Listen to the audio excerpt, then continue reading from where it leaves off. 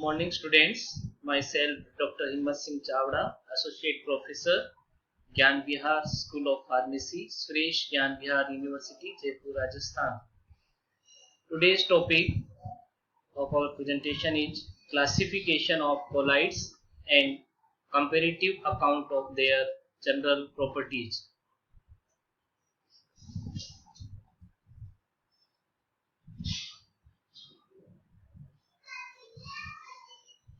The objective of today's presentation is to study about the colloidal dispersion systems, to study about the classification of colloidal dispersion systems, to learn about the types of colloidal dispersion systems, and lastly, the comparative account of general properties of colloids with suitable examples.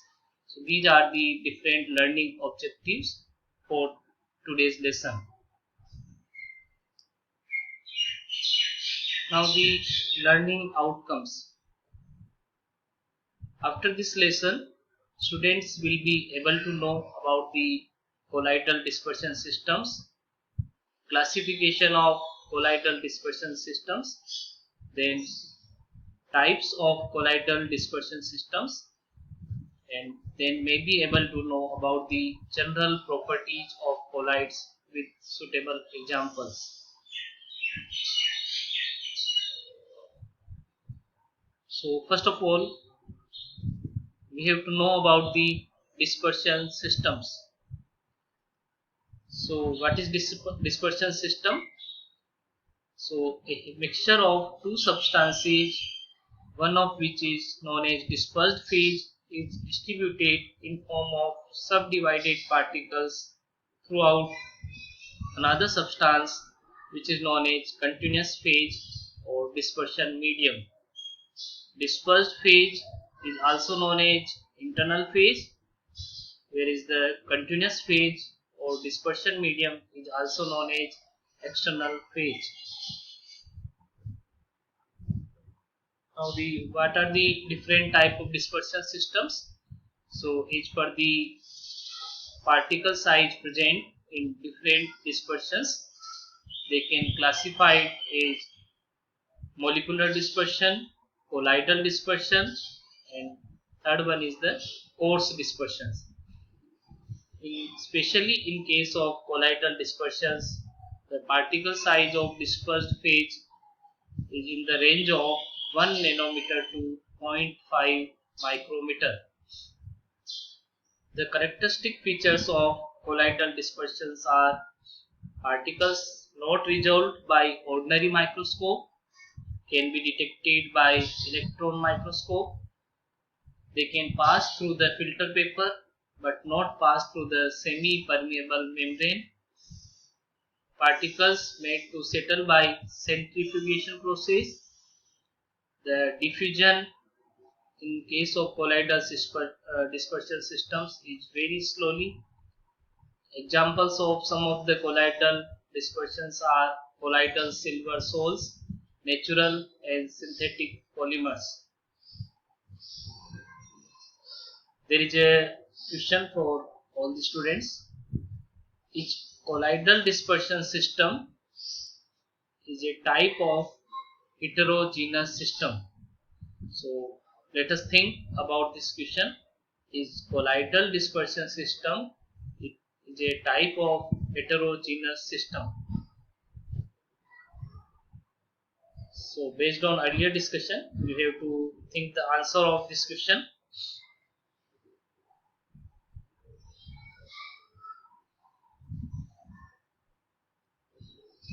Now next is the types of colloids.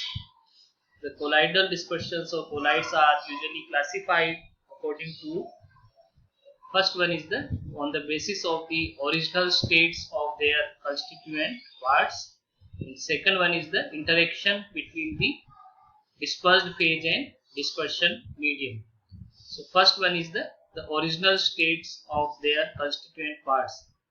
For example, you can see this table where the dispersed phase, different dispersion medium, their common names and examples of each and every system is given in this table.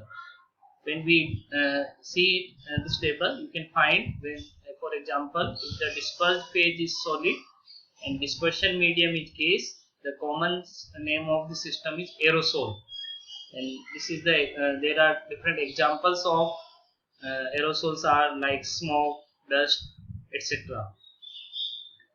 When the dispersed phase is liquid, another dispersion medium is also liquid, but they are immiscible in nature. They can form the emulsion, and example of emulsion type of colloids are milk, cod liver oil, etc. So you can see this table which classify the different colloids based on their original states of their constituent parts. Now, on the basis of interaction between the dispersed phase and dispersion medium, we can classify the different colloids in three types. First one is the lyophilic colloids, second one is lyophobic colloids, and third one is association colloids. So later on, let us discuss about the one by one. First one is the lyophilic colloids. It is also known as solvent attracting colloids or solvent loving colloids. Lyo means solvents and philic means loving or attracting. The particles have a great affinity for the solvent system present. In this type of colloid, if the water is the dispersion medium, it is also known as hydrosol or hydrophilic colloid. It is readily solvated and dispersed even at higher concentration. It is more viscid in nature. Examples of lyophilic colloids or lyophilic salts include salts of gum, gelatin, starch, proteins, and certain polymers like rubber in organic solvents. The dispersed phase of this type colloid does not precipitate easily. The salts are quite stable as the solute particle surrounded by two stability factors. First one is the negative or positive charge, and second one is the layer of solvent. These salts are also called as reversible salts. They can be prepared simply by dissolving the material in the solvent being used. Example of lyophilic colloid is dissolution of acacia in water. Now the second type of colloid is the lyophobic colloid. It is also known as solvent repelling colloids or solvent hating colloids. The particles resist solvation and dispersion in the solvent. The concentration of particles is usually relatively low. Comparatively, it is less viscid. These colloids are easily precipitate on the addition of small amounts of electrolytes by heating or by shaking. It is less stable as the particles surrounded only with a layer of positive or negative charge. These salts are called as irreversible salts. Examples of lyophobic colloids are salts of metals and their insoluble compounds like sulfides and oxides. Very common example is gold sol or gold in water is the example of lyophobic colloid. Now third one is the association or amphiphilic colloid. Certain molecules termed amphiphile or surface active agents characterized by two regions of opposing solution affinities within the same molecule. You can see the diagram of surfactants.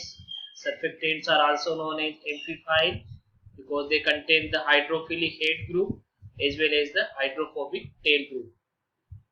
This is the micelles. Micelles are the aggregation of surfactant molecules. They can be present in different shapes. At low concentration, amphiphiles or surfactants exist separately in the subcolloidal size range, but at higher concentration, they can form aggregates or micelles having the size within the range of colloid. It is also known as colloidal size range. So surfactants arrange themselves on the water surface like a monolayer of molecules, and inside it is micelles and membrane tied by their hydrophobic tails. As the cohesion of these molecules is inferior to that on the molecules of water, the surface tension of water is lowered. So aggregation of surface active agent molecules can form micelles. Now, when we compare all three colloids based on the interaction between the dispersed phase and dispersion medium, we can compare the different properties of different colloidal salts. You can see this table. First one is the lyophilic colloid, second one is the associated colloid, third one is the lyophobic colloid. In lyophilic colloid, dispersed phase contains large organic molecules with colloidal size. In association colloids or associated colloid, dispersed phase is made of micelles of organic molecules or ion size below the colloidal range. In lyophobic colloids, the dispersed phase is made of inorganic particles such as gold. In second parameter of comparison, in lyophilic colloid, the molecules of dispersed phase are solvated and formed spontaneously, wherein the lyophobic colloids they cannot form spontaneously. And association colloid, hydrophilic and lyophilic portions are solvated, formed at concentration above the critical micelle concentration. In lyophilic colloid, the viscosity increases with increase the dispersed phase concentration. In association colloid, the viscosity increases with increase in micelle concentration. But in lyophobic colloid, it not greatly increased. In lyophilic colloid, stable dispersion in presence of electrolytes. So when we add the electrolytes, the dispersion system may be stable. In association colloids, the critical micelle concentration decreases with electrolytes. In lyophobic colloids, the stability of dispersion system is reduced in presence of electrolyte. This is known as salting out effect. It is the characteristic feature of lyophobic colloids. So by this table, we can understand the comparative properties of different colloidal salts. So these are the different references of today's lesson. Thank you.